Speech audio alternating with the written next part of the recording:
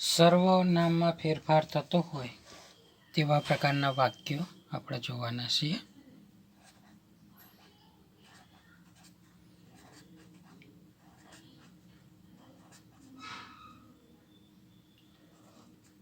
ફેરફાર direct indirect સ્પીચનો આ ચોથો વિડીયો છે. રિપોર્ટેડ સ્પીચમાં આવતા સર્વનામોમાં બોલનાર કે સાંભળનાર માટે વપરાયેલા હોય તો એની અભિવ્યક્તિ આપણે ઓળખવાની. ઇનડાયરેક્ટ સ્પીચમાં એ મુજબ ફેરફાર કરવાનો થશે. સૌપ્રથમ સર્વનામ બોલનાર માટે વપરાયું કે સાંભળનાર માટે એ આપણે નક્કી કરવાનું. બંનેની સમાન વિભક્તિ હોય તો કોઈ ફેરફાર નહીં થાય, અથવા બોલનાર કે સાંભળનાર સિવાયના સર્વનામની વાત થતી હોય તો જે ખાનાનું સર્વનામ હોય એ વચન અને જાતિ એ પ્રમાણે ફેરફાર થશે. અહીંયા ત્રણેય વિભક્તિમાં વપરાતા સર્વનામો આપણે યાદ કરી લઈશું, પછી આપણને સ્પષ્ટ થશે. દાખલા તરીકે કર્તા વિભક્તિ.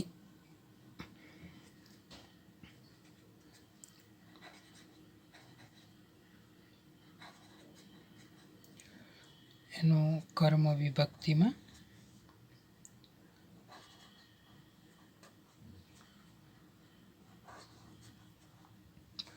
પછી છઠ્ઠી વિભક્તિ છે સંબંધક વિભક્તિ.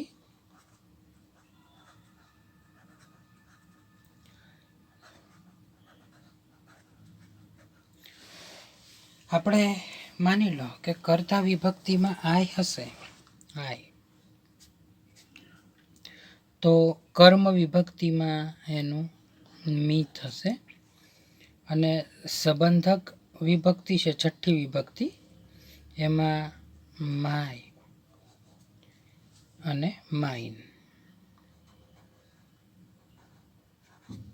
એવી રીતે જો કર્તા વિભક્તિ વી હોય તો કર્મ વિભક્તિમાં અસ, અને સંબંધક વિભક્તિઓ છે એમાં અવર, અમારું અને અવર્સ. કર્તા વિભક્તિમાં યુ હોય તો કર્મ વિભક્તિમાં પણ યુ જ રહેશે. સંબંધક વિભક્તિમાં યોર અને યોર્સ જરૂર પ્રમાણે આપણે વાપરવાનું છે. કર્તા વિભક્તિમાં હી હોય તો કર્મ વિભક્તિમાં હિમ કરીશું. સંબંધક વિભક્તિમાં હીસ અને હીસ. સી હશે કર્તા વિભક્તિમાં તો હર. સંબંધક વિભક્તિમાં પણ હર અને અહીંયા હર્સ. ઈટ હશે કર્તા વિભક્તિમાં, કર્મ વિભક્તિમાં પણ ઈટ, સંબંધક વિભક્તિમાં ઈટ્સ અને ઈટ્સ. કર્તા વિભક્તિમાં ધે હોય તો કર્મ વિભક્તિમાં ધેમ કરીશું, અને સંબંધક વિભક્તિમાં ધેર અને ધેર્સ. આ વિભક્તિઓ આપણે યાદ રાખવી જરૂરી છે. હવે એમાં એક નોંધ યાદ રાખો કે યુ પછી ક્રિયાપદ આવે તો કર્તા વિભક્તિનું સર્વનામ, અને યુ પછી ક્રિયાપદ ન આવે તો કર્મ વિભક્તિનું સર્વનામ આપણે સમજવું. એટલે રિપોર્ટિંગ વર્બ તરીકે સેડ ટુના બદલે ઇનડાયરેક્ટ કરતી વખતે આપણે ટોલ્ડ વાપરીશું. અવતરણ ચિહ્નો નીકળી જશે અને વાક્ય ધેડથી જોડાશે. તો આપણે એના ઉદાહરણ જોઈશું.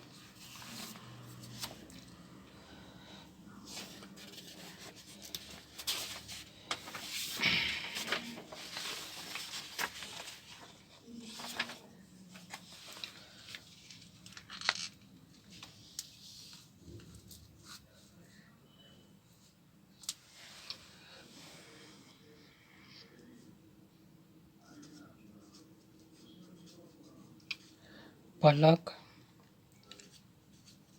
said to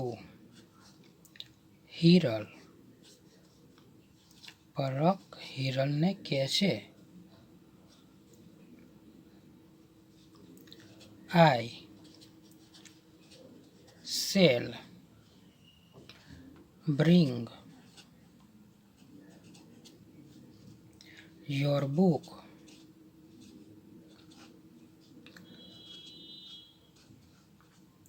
tomorrow.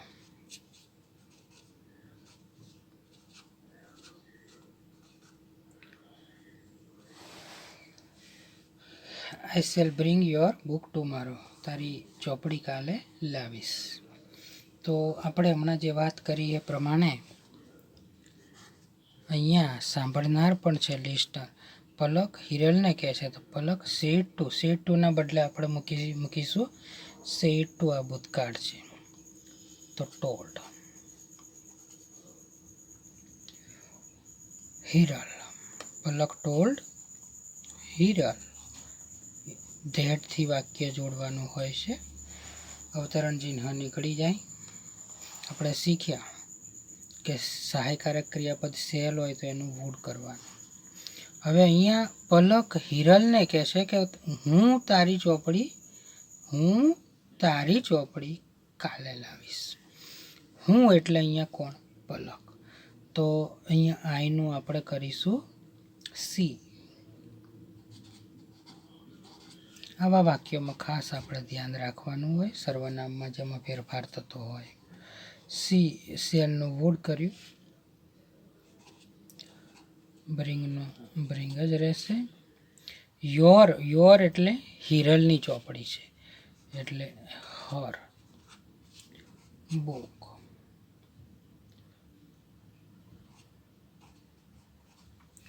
ટુમારોનું શું થતું હોય છે? આગલા વિડીયોમાં આપણે જોઈએ ધ નેક્સ્ટ ડે. તો આવી રીતે આપણા જે ફેરફારો છે, એક તો આપણે અહીંયા સેડ ટુના બદલે ટોલ્ડ મૂક્યું.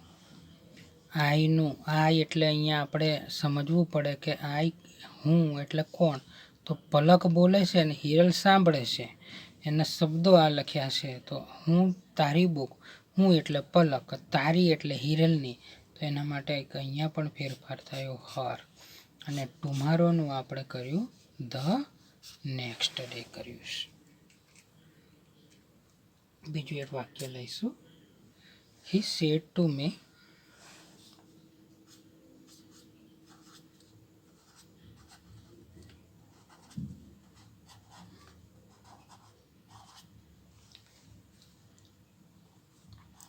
I say you yesterday.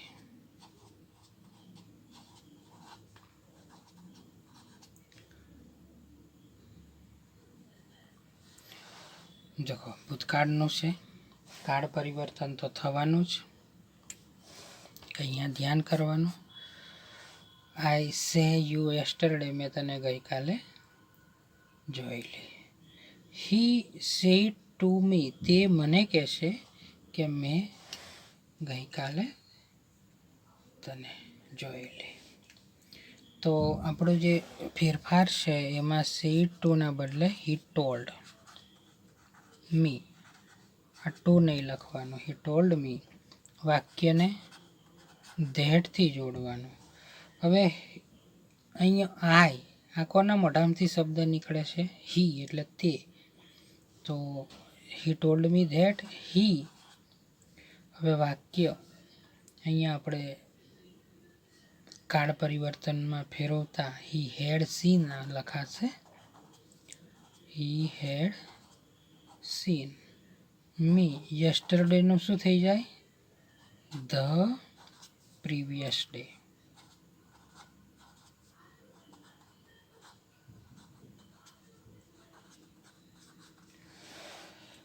તો આવી રીતે સર્વનામ અને કાળ બંનેમાં ફેરફાર થતો હોય એવા વાક્ય આપણે જોયા છે.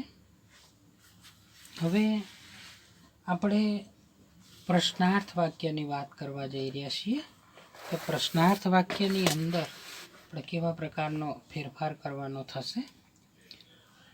તો હવે જોઈશું આપણે પ્રશ્નાર્થ વાક્યો.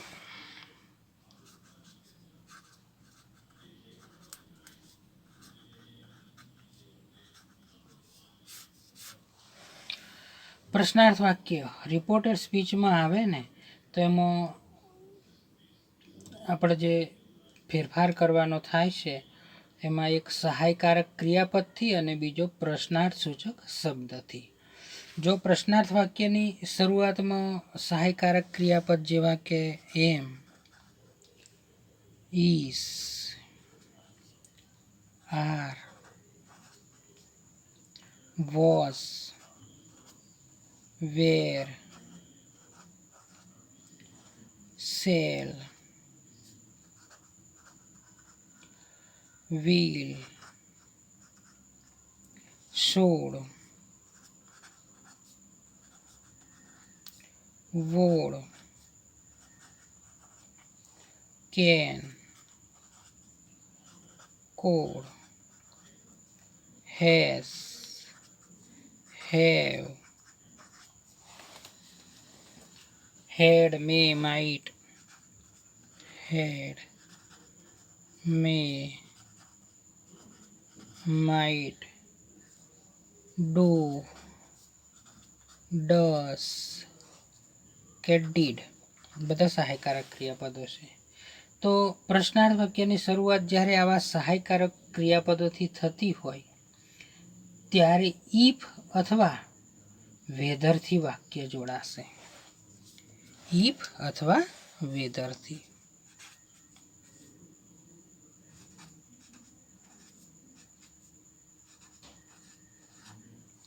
પ્રશ્નાર્થ વાક્ય સાદું વાક્ય બની જશે અને સાદા વાક્યમાં જે પ્રમાણે ફેરફાર થતો હતો એ જ પ્રમાણે ફેરફાર થાય.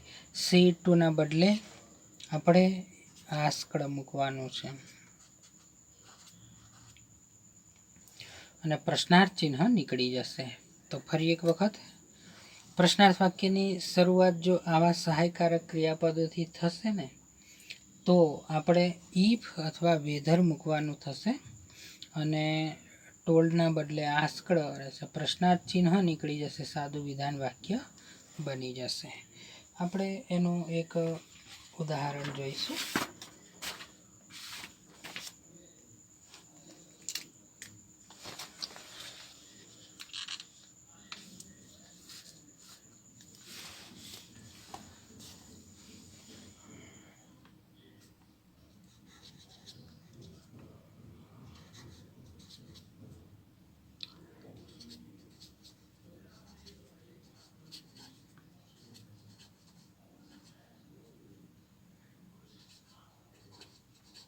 બીના સેડ ટુ સપના. બીના સપનાને કહેશે, હવે પ્રશ્ન છે, will you send me your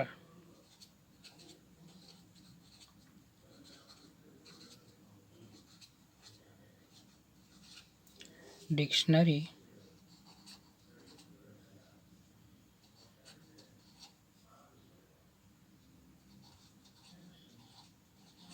four one day?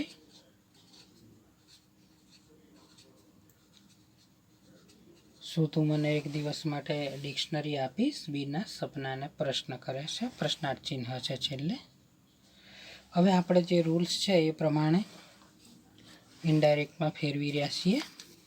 તો ઇનડાયરેક્ટનું વાક્ય આવું થશે, બીના સેડ ટુના બદલે મુકાશે આસ્કડ. બીના આસ્કડ. પ્રશ્નાર્થ વાક્યમાં આસ્કડ મુકાય. આસ્કડ સપના. હવે આ વિલ છે, આપણે જે વાત કરીએ એ પ્રમાણે સહાયકારક ક્રિયાપદ નીકળી જશે અને ઇફ મુકાશે, અથવા તો તમે વેધર પણ લખી શકો છો. સી, વેધર સી, યુનું સી કર્યું સર્વનામમાં, સી વિલનું વોડ કરી દો, she would send her your, એટલે તારી, એટલે અહીંયા સપનાની, એટલે સેન્ડ હર હર ડિક્શનરી.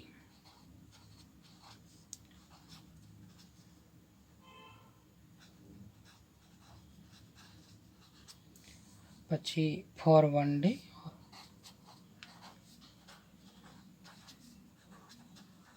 પ્રશ્નાર્થ ચિહ્ન નીકળી જાય છે. તો બિના આસ્કળ સપના if she would send her dictionary for 1 day. અહીંયા આસ્કળ મૂક્યું આપણે, પછી વાક્યમાં સંયોજક ધેટ નથી મૂક્યું. શું મૂક્યું છે? ઇફ મૂક્યું છે. અને you send me your dictionary. You એટલે સપના, એટલે સી વી. હવે જ્યાં વિધાન વાક્ય બને છે એટલે વિલ તો આગળ નહીં આવે, પાછળ આવશે કરતા પછી. અને વિલનું વુડ. સેન્ડ મી એટલે મને, એટલે અહીંયા તેણીને હર. હર તેણીને તેની ડિક્શનરી ફોર 1 દિવસ માટે આપશે. એવી રીતે આપણે અહીંયા રૂપાંતરણ કર્યું છે. તો રિપોર્ટર સ્પીચનું વાક્ય પ્રશ્નાર્થ સૂચક શબ્દ હવે what, why, when WH question, who, whom, whose, which, where. પછી બીજા પ્રશ્નાર્થ સૂચક શબ્દો how much, how many, how far વગેરેથી વાક્યની શરૂઆત થતી હોય તો પ્રશ્નાર્થ સૂચક શબ્દ સંયોજક બની જશે. રિપોર્ટર સ્પીચનું વાક્ય આખું સાદું વાક્ય બની જશે. શીટ 2 ના બદલે આસ્કળ મુકાશે. સાદા વાક્યમાં નિયમ મુજબ કાળમાં અને સર્વનામમાં ફેરફાર થશે અને પ્રશ્નાર્થ ચિહ્ન નીકળી જશે. દાખલા તરીકે Narendra said to me.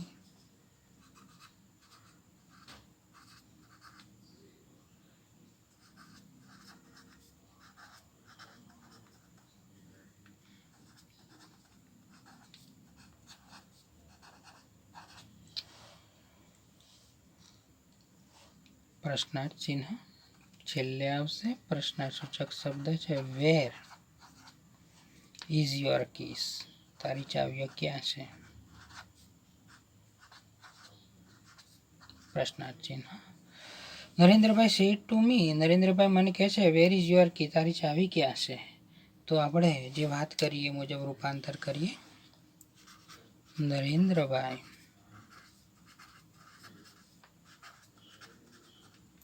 Said to ની જગ્યાએ આસ્કડ મી.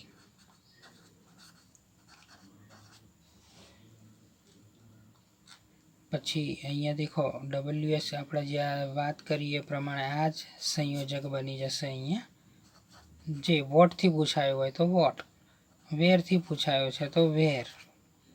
હવે અહીંયા જ્યારે વિધાન વાક્યમાં રૂપાંતર થાય ત્યારે વેર પછી ઇજ નહીં લખાય, વેર.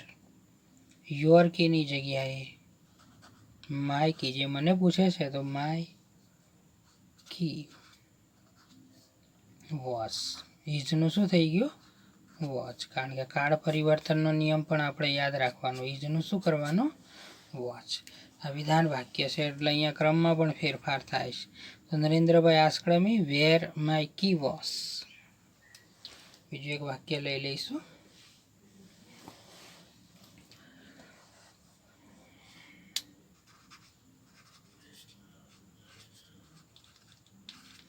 Mrs Dave said to Mrs. Shah.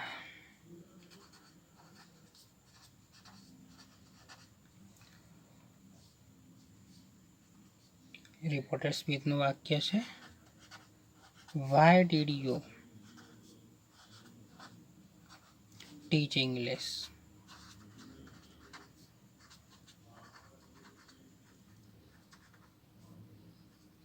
પ્રશ્નાર્થ ચિહ્ન. તો નિયમ મુજબ મિસિસ દવે સેડ ટુ ની જગ્યાએ આસ્કડ મિસિસ શાહ હવે સંયોજક તરીકે વાય જ રહેશે, વાય. હવે ડીડ યુ ટીચ ઇંગ્લિશ, અહીંયા મિસિસ શાહ છે તો યુનું આપણે કરીશું સી. યુ એટલે અહીંયા મિસિસ શાહ, એના માટે સર્વનામમાં ફેરફાર સી. પછી વાક્યના કાળ પ્રમાણે હેડ ટોચ, ડીડનો હેડ, ટીચનો ભૂતકાળ TAUGST ટોચ ઇંગ્લિશ. તો Mrs Dave asked Mrs Shah why she had taught English, English શા માટે ભણાવ્યું એવું પૂછે છે. તો અહીંયા આપણે પ્રશ્નાર્થ સૂચક જે વાક્યો છે એની વાત કરી, એમાં જે પ્રમાણે ફેરફાર થાય એના રૂલ્સ આપણે ચર્ચા આજે. તો એને યાદ રાખવાના, અને જ્યારે આપણે એક્સરસાઇઝ કરીશું ત્યારે એનો ઉપયોગ કરવાના છીએ. તો હાલ પૂરતું આટલું. ધન્યવાદ, આભાર.